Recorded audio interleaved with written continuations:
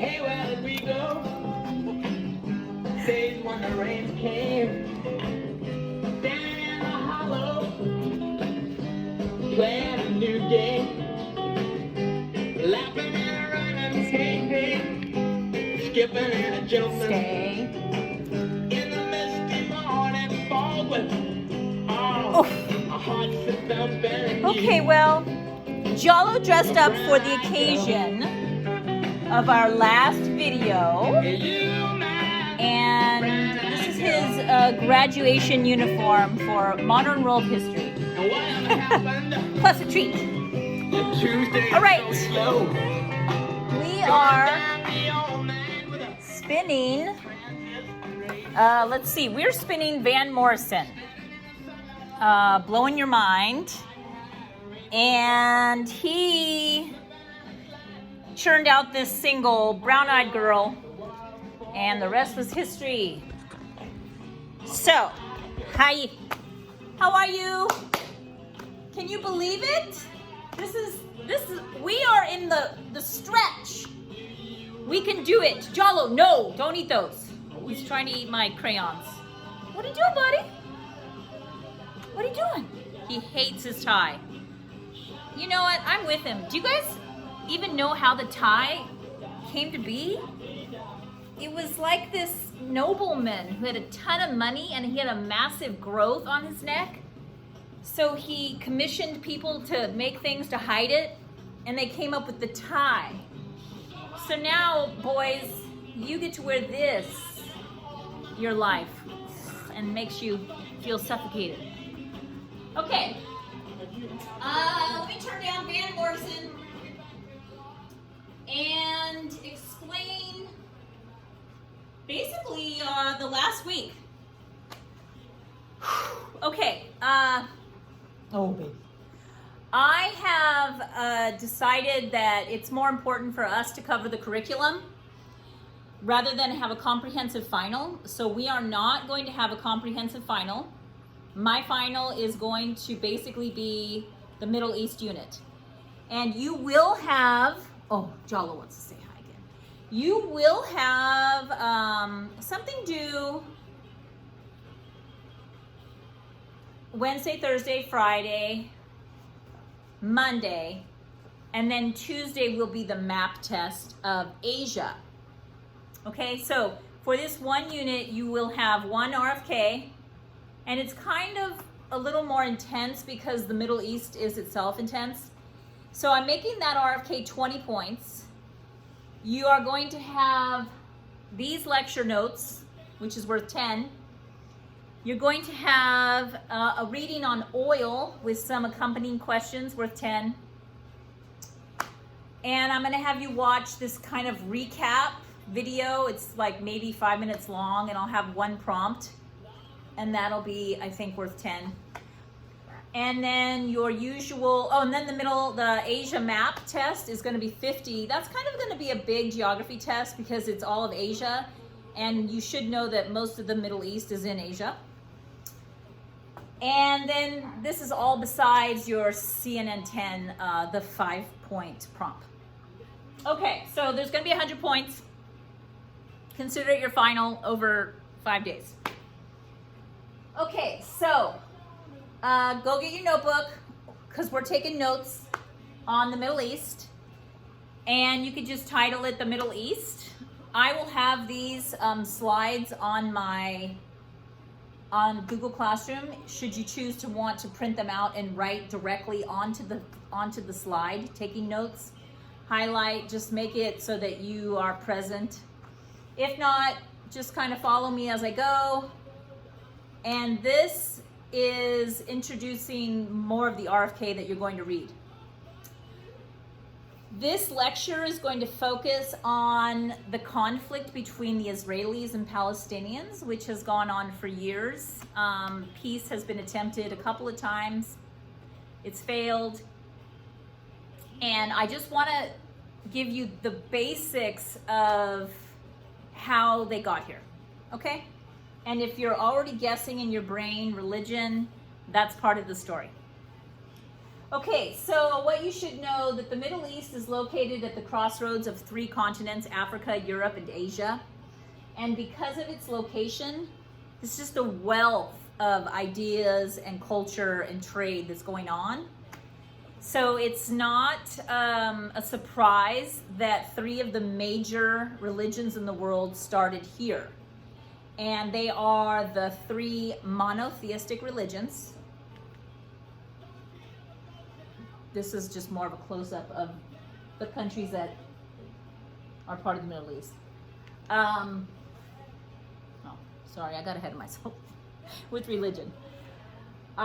This is the region known as Palestine, and it just was always called Palestine. It was just the region. And on this area, Christians, Muslims, and Jews all lived alike together in the beginning. Okay, it was just, and it was actually under the control of it was called Greater Syria. Okay. All right, now we've jumped forward to religion. The 3 monotheistic religions are Judaism, Christianity, and Islam. Remember, a person who follows Judaism is a Jew.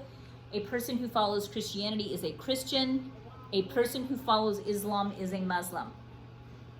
All 3 of these religions are monotheistic, meaning they all believe in one higher being. And it is the same higher being. They just have different words for the higher being in the religion. For instance, in Judaism is Adonai, in Christianity it's God, and in Islam it's Allah. I have to get as many shots of Jallo as I can, seeming that this is his last sitch here. Oh, wrong way. Okay, there he is, dead to the world already. See, I'm so boring to Jallo. Anyway, okay, let me get through this so that you guys can get on your way. Okay, let's see. I hope that's all in there. Isn't it? I feel like I just messed everything up. Okay. So unfortunately, I always feel like these religions focus on more of the differences rather than the similarities. They have so many similarities. Okay, so please note, all 3 of these religions have the same higher being. All right, some of the difficulty emerges simply because of geography, and there are holy sites to all 3 of those religions, literally right next to each other in the holy city of Jerusalem. Okay? So I'm just going to show you some quick visuals of these sites. I'm not going to go into depth on them. So in Jerusalem, it's Temple Mount. I actually like this picture because it has this wall. It has the dome and one of the Christian churches. Okay, so in Jerusalem, there's the Western Wall. It's also known as the Wailing Wall. It's holy to Jews. It is believed that where this wall is one of the original walls of the first temple built. Right here, you'll see little notes are tucked into the wall. It is very common to come to the wall, to pray to the wall, to celebrate at the wall, and to reflect. And a lot of people would put little notes into the wall, and probably the majority of the notes are always about peace in the region.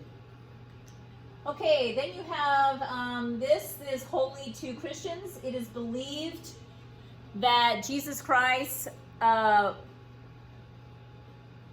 rose to heaven here. So he died, he was crucified, and he was buried, and then 3 days later he rose to heaven. This is the spot that it is believed he rose into heaven.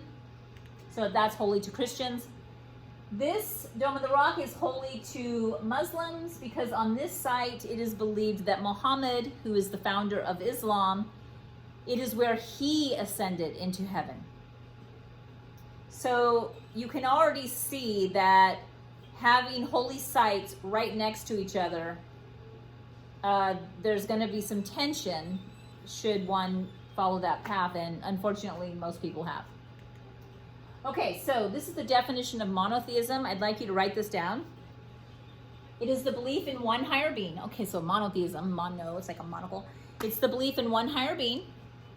Judaism, Christianity, and Islam all believe in the same higher being. They just have different words for the higher being. So like I said, here, let me write those down. Get rid of Gandhi.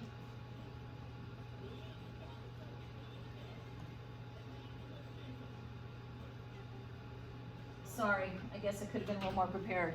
Okay, so let's see here.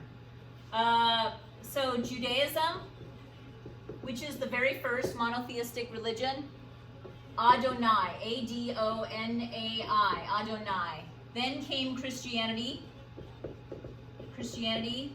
and it's God, G-O-D. And then came Islam, and it is Allah, A-L-L-A-H. Okay, those are the three ways to say higher being for these religions. Okay, all right, World War I occurs. This is where the beginnings of the trouble began. This is the beginning of the trouble. And 1914, in exchange for independence and self-rule from Great Britain, please know that Great Britain already now controlled this area because a natural resource known as oil was discovered there. Arab states would get their independence if they agreed to fight with the Allies against Germany and Turkey, also known as the Ottoman Empire. So this was the agreement. Basically, Great Britain reached out to the colonies that she had and said, hey, if you send me your soldiers, we'll give you self-rule and independence if you help us fight against the Germans and the Turks. So any colony that said, yes, we'll do that, they were supposed to have gotten independence if Great Britain won. But Great Britain didn't give independence to any of the colonies that it promised independence to. Okay? India included, by the way. A lot of them, most of them. So instead, okay, sorry, let me back up. In the meantime, the British are kind of playing this game with Jews and Arabs alike. And there are a group of Jews who are called Zionists who basically want to have a homeland in the region known as Palestine. And they've wanted this for a long time, and they finally got permission through what's called the Balfour Declaration. And the British, his name was Balfour, he wrote this letter and basically said, yes, Jews, you have our permission. Go settle in Palestine and make it your homeland. But please make sure that you don't disturb anybody who's already there, meaning Arabs, okay, who practice Islam. Okay. So please note that in this document, the British gave permission to the Jews to settle the area, but they also said to the Arabs, you get to keep your land. Don't worry, you get to keep your land. Okay, back to World War I. We know that the Allies won, and they were supposed to have been giving this land, or independence, I should say, to their colonies. They lied, and instead they wrote what's called the Sykes-Picot Agreement. Okay, this is the beginning of the trouble, well, the real trouble.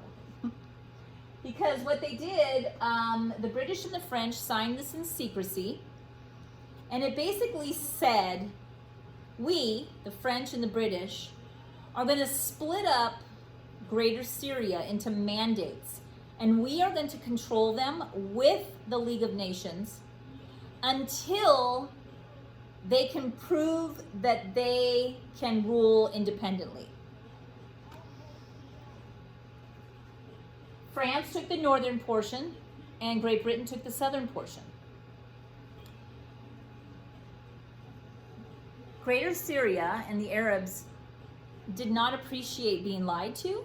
And again, this mistrust of the West, of the British, is established. Much like we've seen in all of our units, okay? The mistrust of the West. It's gone from our China unit, it's gone to our India unit, it's gone to our South African unit, okay? And now here it is in our Middle East unit. France does something that they didn't understand the consequences at the time, but they basically divide their portions based on religion and ethnicity. And over time, here we go, this word that never leads to anything good, nationalism increases. And remember, nationalism, there's two parts to nationalism. People who have their own country feel a great deal of pride and they want to become even more powerful. And then you have people who want their own country, okay? Like the Gavrilo Principes, the one that assassinated the Archduke Franz Ferdinand. He was tired of being under Austro-Hungarian rule. Well, over time, the people who have been split out based on religion and ethnicity, they decide, no, we kind of want to have our own country. And by the time Great Britain and France actually said, okay, Greater Syria, you can have it all back now, the people didn't want to be under Greater Syria anymore. They wanted their own countries. Okay. Fast forward through World War II.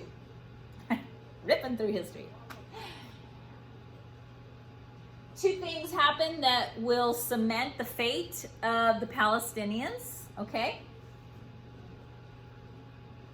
Because of the Holocaust in World War II, everyone around the world felt an immense responsibility to find a home for Jews. And it is decided that Israel will become a real country in Palestine.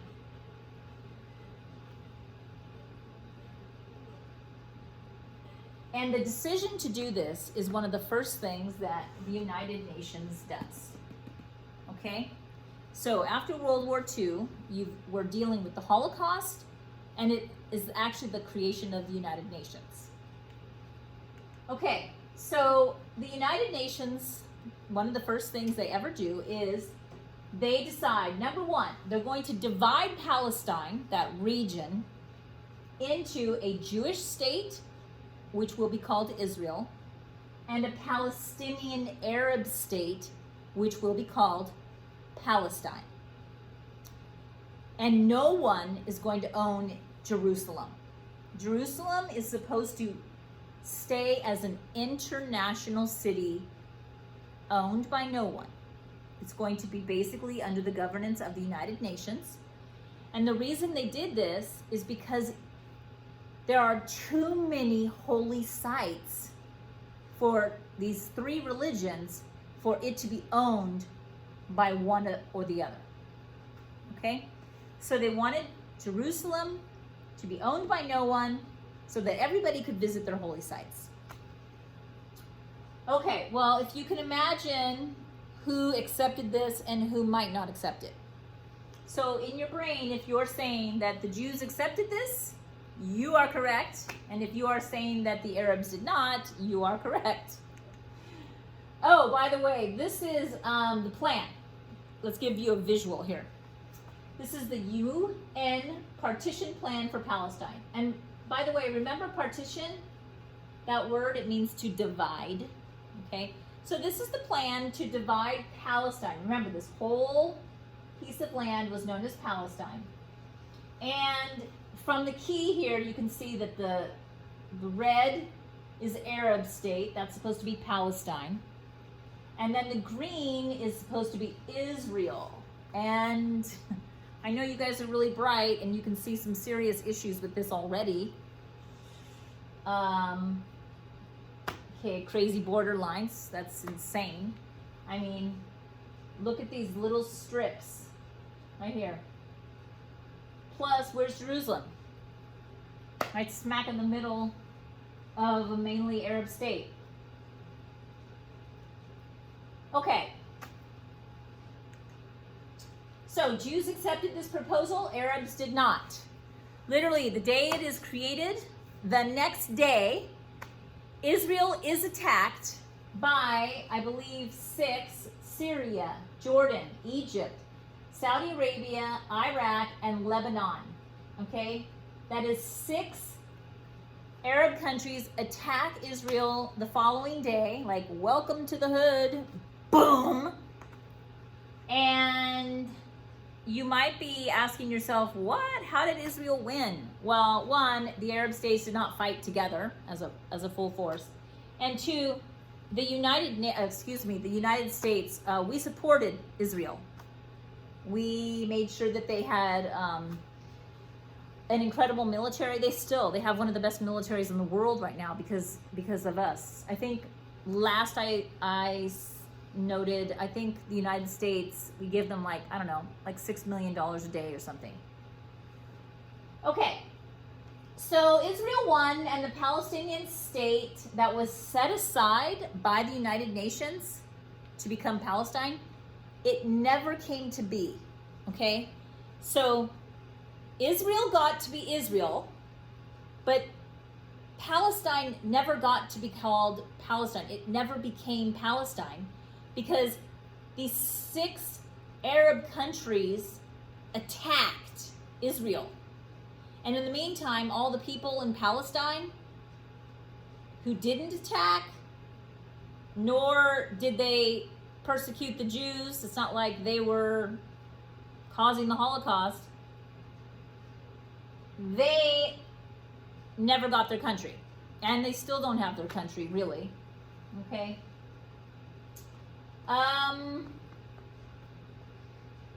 Then there's going to be a whole bunch of Arab-Israeli wars that follow. I'm focusing only on one. It's called the Six-Day War. 1967 Six-Day War. And this is kind of a big deal because Israel begins to occupy the old city of Jerusalem. Occupy means move in the military and keep them there. So you're under military control, basically. You've got military everywhere. So it's the Israeli military is now in the old city. Remember, Jerusalem was not supposed to be owned by anybody. They get the Sinai Peninsula, which is this huge chunk of land. I should have a map, but I don't. In your book, when you're doing your RFK, look at Sinai Peninsula. They get the Golan, there's a map. Jeez Louise, DeSano. The Golan Heights and the West Bank, and I'll show you the map in a second, but on the West Bank, this is a big word, you guys. It's important that you know this word, settlements. These are basically the Israeli government is building like neighborhoods, homes, on the land, West Bank, which was supposed to have been Palestine. But now there's a whole bunch of homes being built. And they have been built for years. There are kids who are in their late 20s who grew up on a settlement. It's the only home they've known. Okay, so here, this is the Sinai Peninsula, okay? This is the Red Sea. And right here, this is going to be the Suez Canal, okay? You're going to read about the Suez Canal crisis. Golan Heights, West Bank, this is where the settlements are. And then the Gaza Strip, right here. I always liked this image. I know it's a little outdated because it goes back like 15 years. But just so you know, 1946, before this, so this is right after World War II. This is what Palestine, the region, looked like. And the green is Palestinian land and the white is Jewish land. Okay, so just like a little pockets of Jewish land, mainly in Palestinian land. This is what the United Nations plan looked like. Okay. Oh, by the way, Israel got more land than Palestine from the beginning. They got more land for less people. So from the get-go, the Palestinians didn't feel like it was fair. Okay, this is what it looked like after 1967 war. And then as of 2005, it's almost like it's done a complete flip. There's hardly any Palestinian land left, and it's basically mostly Jewish land. Is what it is. Okay, two peace attempts. One dates back all the way to President Carter, and sorry, it's called the Camp David Accords. Anwar Sadat, S-A-D-T, he's from Egypt, and Menachem Begin, he's from Israel. This was a big deal, such a big deal. Everybody was so happy. And it was agreed that that Sinai Peninsula, that big piece of land I was talking about, it would be given back to Egypt as long as Egypt recognized Israel's right to exist. And they did. And they got back the swath of land. And this actually did not make a lot of the Arab states happy with Egypt. But Egypt held their own. But it's kind of sad because Anwar Sadat, he is going to be assassinated by an extreme Muslim who felt that nobody should ever recognize Israel's right to exist.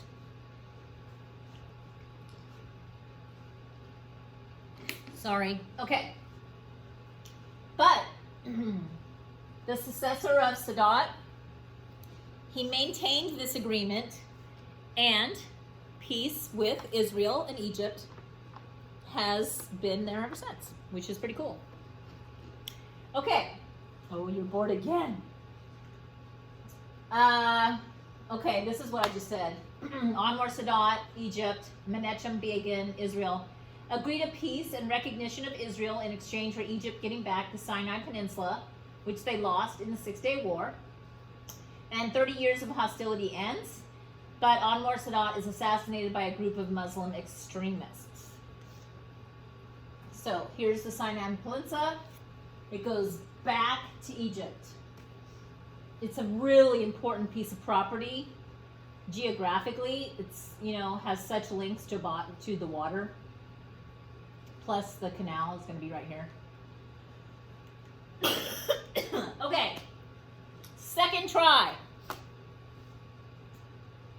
Okay. By the way, Israel is always going to be in the mix here with this conflict here. The second try is called the Oslo Peace Agreement with President Clinton, 1993. This time we have Yitzhak Rabin. He's from Israel, and we have Yasser Arafat. He is the leader of what is called the PLO, Palestine Liberation Organization. And the agreement this time is to grant Palestinians self-rule in the Gaza Strip and the West Bank, beginning with the town of Jericho. Okay, so right here, see the West Bank and the Gaza Strip? They were going to get self-rule. But this time, Rabin is assassinated by a Jewish extremist because this Jewish extremist felt that Rabin, who's Jewish, was giving too much land away. And this falls apart. Unlike the other one, this one falls apart and it's never really recognized.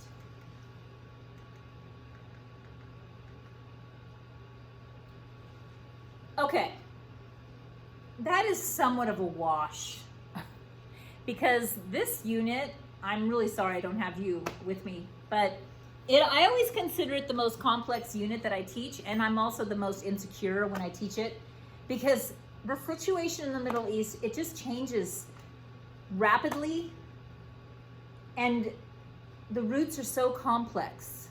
I was talking to one of my friends from Kuwait, and she was trying to explain certain things, and she says even, being somebody who lives in the Middle East, it's an incredibly complex situation. it's almost like there's no one right thing. Okay. So those are your notes, and you're going to read in more depth about the Middle East. And the next thing you should do is the RFK. I will have the due date for that. And then you're going to read about the oil, and then you're going to watch a recap on CNN. In the meantime, you're going to be studying for the Asia Map test, which is going to be due next Tuesday. I have been putting out agendas every single week for all of you, and it came to my attention that not a lot of people are even looking at those. So sorry if I was a little snappy in my email responses the other day, because everybody was asking me these questions about, do I need to do the writing prompt on the, I don't even know what unit was, India now, I guess. Anyway, okay, I want to say thank you for your time. And I hope to see you. If I don't even recognize you, come say hi to me. Jalo, come say bye. Come say bye. You are going to be so lazy. Oh, God, this dog. He's so lazy. Are you so lazy? You want to say bye? Am I getting you in the frame at all? You want to say bye? Hello. Where are you? Where's your nose? Where's your nose? Is that my home? Okay, you guys. Have a great, great summer. Ciao.